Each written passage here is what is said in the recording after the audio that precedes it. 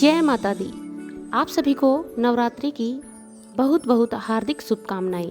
माता रानी आप सभी को खुश रखे और निरोगी रखे और अपनी कृपा हमेशा बनाए रखे। कहा जाता है सभी कवच पाठों में माँ दुर्गा का कवच पाठ एक उत्तम होता है और माँ दुर्गा का ये कवच संसार के सभी 18 पुराणों में सबसे शक्तिशाली कवच माना जाता है।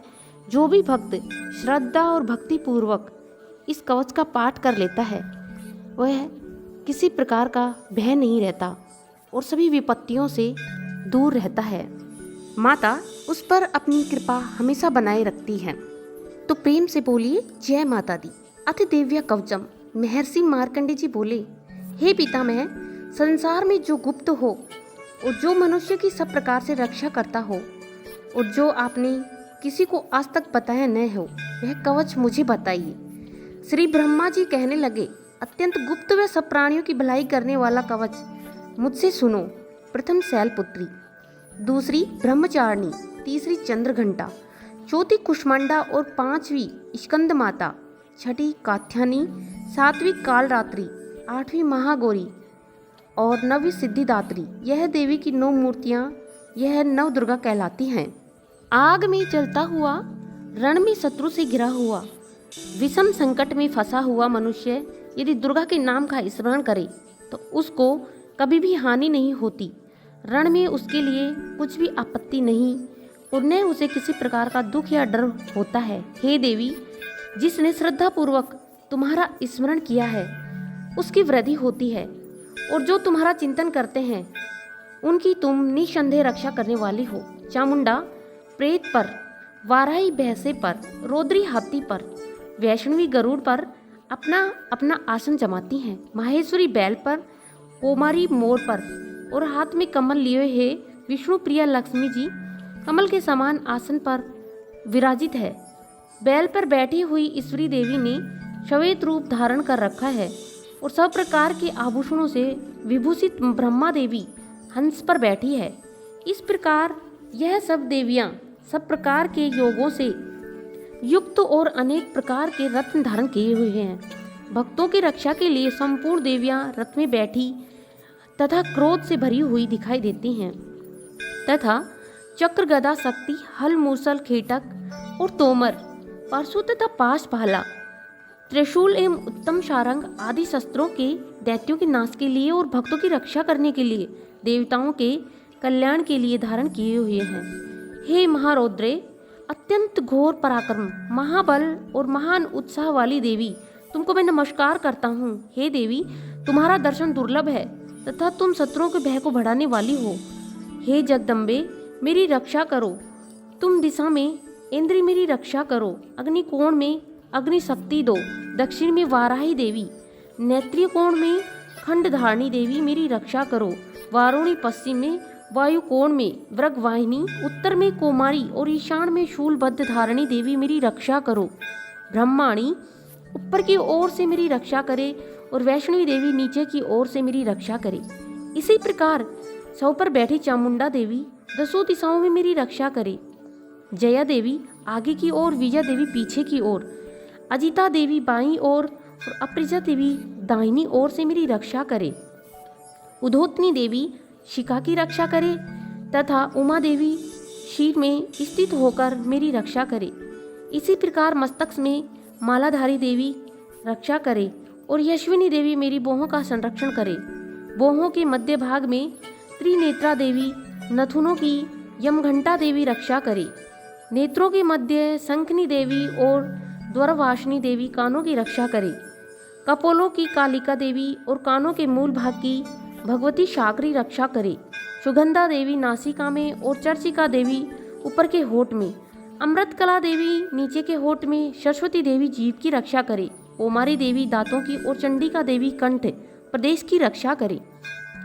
चित्रघटा देवी गले की घंटी और महामाया देवी तालू की रक्षा करे। कामाक्षी देवी ठोडी की और सर्वमंगला देवी वाणी की रक्षा करे। भद्रकाली देवी गर्दन की और धनुधरी देवी पीठ के मेरुदंड की रक्षा करे। कंठ से हमारे बाहरी भाग की नीलगिरवा और कंठ की नली की नलकोबरी देवी रक्षा करे। दोनों कंधों की खड़गनी और वज्रधारणी मेरी दोनों बाहों की रक्षा करे। दंडिनी देवी दोनों हाथों की ओर, अंबिका देवी समस्त अंगुलियों की ओर करे। शूलेश्वरी देवी संपूर्ण नखों की, कुलवेश्वरी देवी मेरी कुक्षी की रक्षा करे। महादेवी दोनों स्तनों की, शोक विनाशनी मन की रक्षा करे। ललिता देवी हृदय की, शूलधारणी देवी उदर की रक्षा करे। कामनी देवी नाभि की, माहेश्वरी गृहस्थ स्थान की, पूतना और कामनी का लिंग की, और महिषवाहिनी गुदा की रक्षा करे। संपूर्ण इच्छाओं को पूर्ण करने वाली महाबला देवी दोनों जंघाओं की रक्षा करे।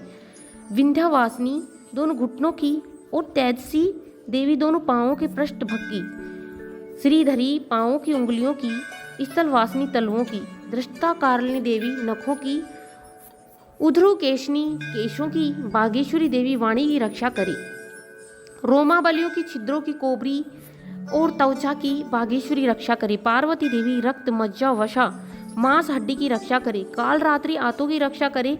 मुक्तेश्वरी देवी पित्त की, पद्मावती देवी कमल कोश की, चूड़ामणि देवी कप की रक्षा करे। ज्वालामुखी नसों के जल की रक्षा करे।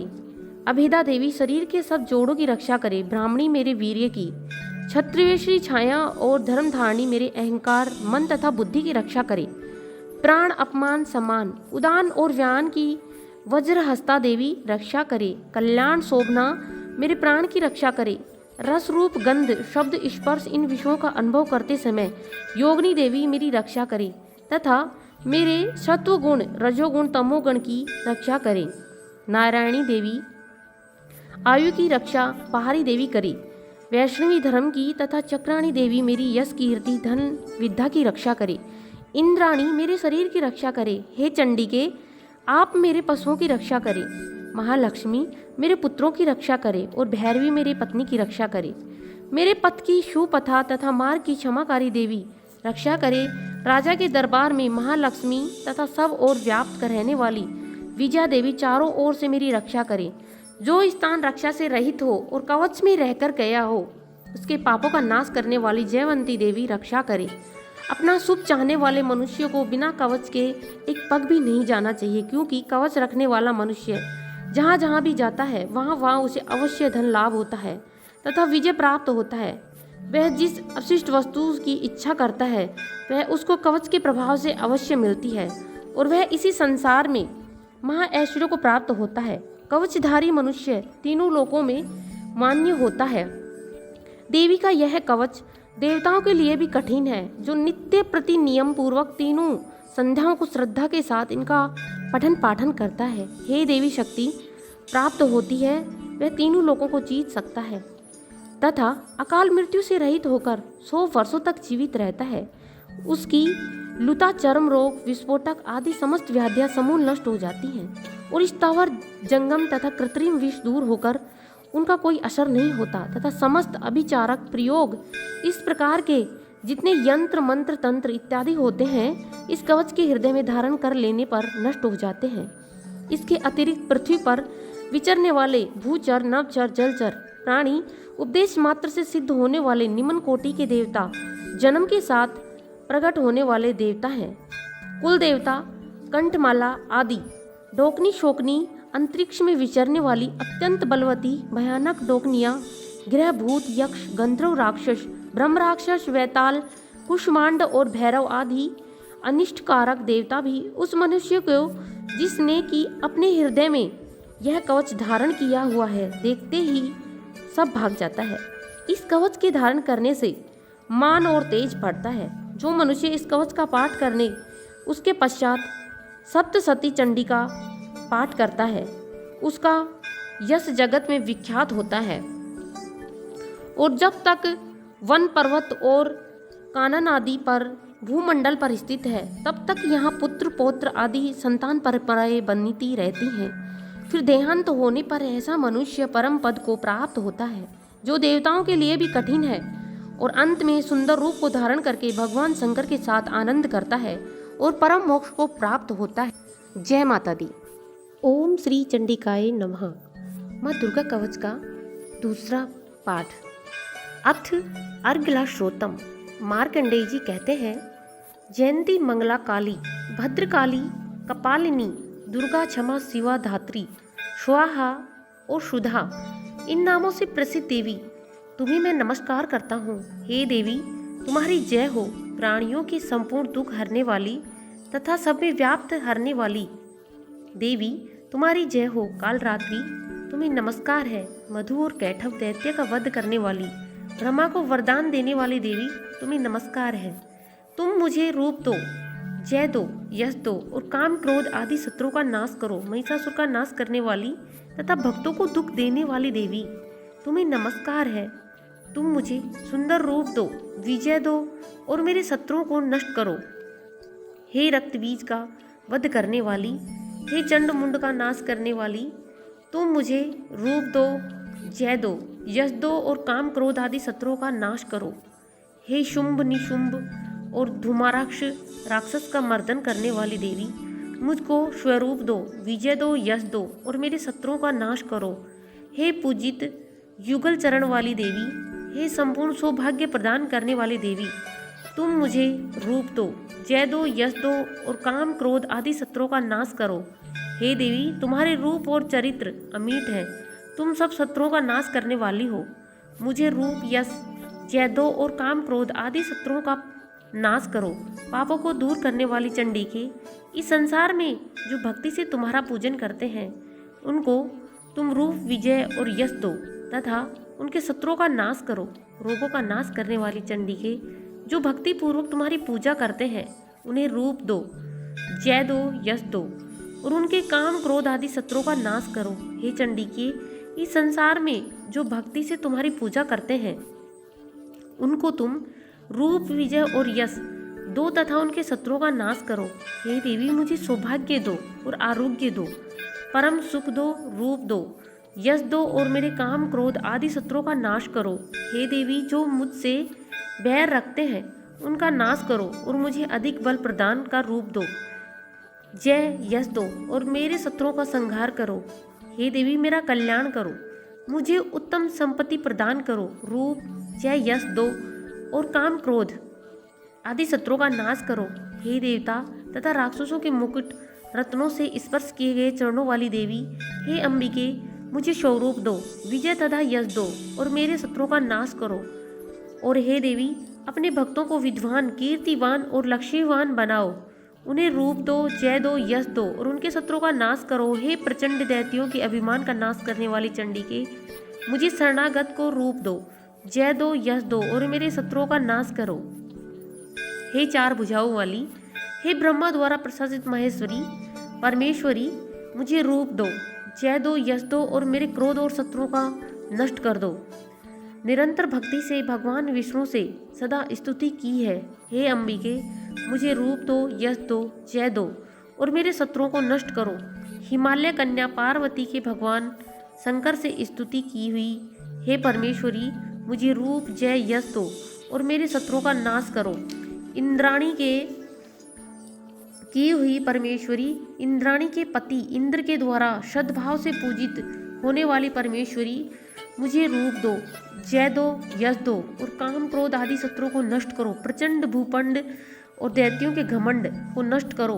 मुझे रूप दो, जय दो, यश दो और मेरे शत्रुओं का नाश करो। देवी, तुम अपने भक्तों को सदा असीम आनंद देती हो। मुझे रूप, जय, यश दो और मेरे काम क्रोध आदि शत्रुओं को नष्ट करो। हे देवी, मेरी इच्छा अनुसार चलने वाली सुंदर स्त्री मुझे प्रदान करो, जो कि संसार सागर से तारने वाली तथा उत्तम कुल में उत्पन्न हुई हो। जो मनुष्य पहले इस स्रोत का पाठ करता है, वह सप्तशती संख्या के समान श्रेष्ठ फल को प्राप्त होता है और उसके साथ ही उसे प्रचुर धन की प्राप्ति होती है। बोलिए माता रानी की जय। सर्व मंगल मांगले शिवे सर्वार्थ साधिके, शरण्ये त्र्यंबके गौरी नारायणी, नमस्तुते नमस्तुते। ओम श्री चंडिकाय नमः। माँ दुर्गा कवच का तीसरा भाग। अथ कीलक श्रोत्रम। महर्षि जी मार्कंडे जी बोले, निर्मल ज्ञान रूपी शरीर धारण करने वाले, देव त्रेय रूप दिव्य 3 नेत्र वाले, जो कल्याण प्राप्ति के हेतु तथा अपने मस्तक पर अर्धचंद्र धारण करने वाले हैं, उन भगवान शंकर को नमस्कार है। जो पुरुष इन कीलक मंत्रों को जानता है वही पुरुष कल्याण को प्राप्त करता है।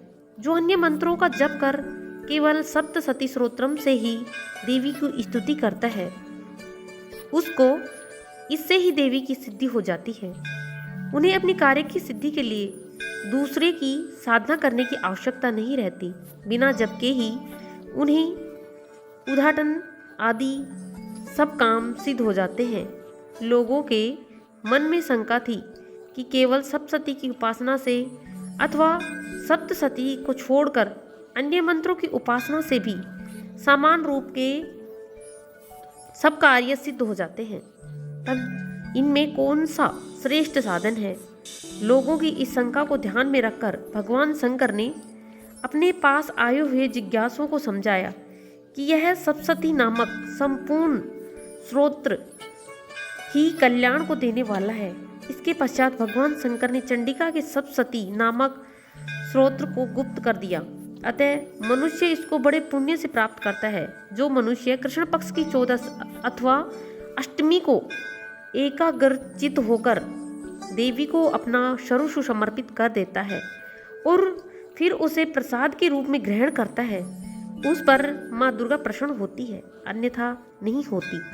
इस प्रकार सिद्धि के प्रतिबंधक रूप कीलक के द्वारा भगवान शंकर ने इस स्तोत्र को कीलित कर रखा है। जो पुरुष इस सप्तशती को निष्कीलन करके नित्य पाठ करता है वह सिद्ध हो जाता है, वही देवों का पार्षद होता है और वह गंधर्व होता है।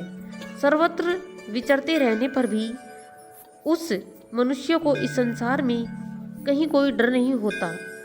वह आप मृत्यु के वश में नहीं पड़ता और मरकर मोक्ष की प्राप्ति हो जाती है। किंतु इस कीलक की विधि को जानकर ही सप्तशती का पाठ करना चाहिए। जो ऐसा नहीं करता वह नष्ट हो जाता है। कीलन और निष्कीलन संबंधी जानकारी के पश्चात ही यह स्तोत्र निर्दोष होता है और विद्वान पुरुष इस निर्दोष स्रोत का ही पाठ आरंभ करते हैं। स्त्रियों में जो कुछ सौभाग्य आदि दिखाई देता है वह सब इस पाठ की कृपा है। इसलिए इस कल्याणकारी स्तोत्र का सदा पाठ करना चाहिए। इस स्तोत्र का सहने सहने पाठ करने से शैलभ फल की प्राप्ति होती है। इसलिए उच्च स्वर से ही इसका पाठ आरंभ करना चाहिए। जिस देवी के प्रसाद से ऐश्वर्य, सौभाग्य, आरोग्य, संपत्ति, शत्रुनाश तथा परम मोक्ष की प्राप्ति होती है उस देवी की स्तुति मनुष्य को अवश्य ही करनी चाहिए।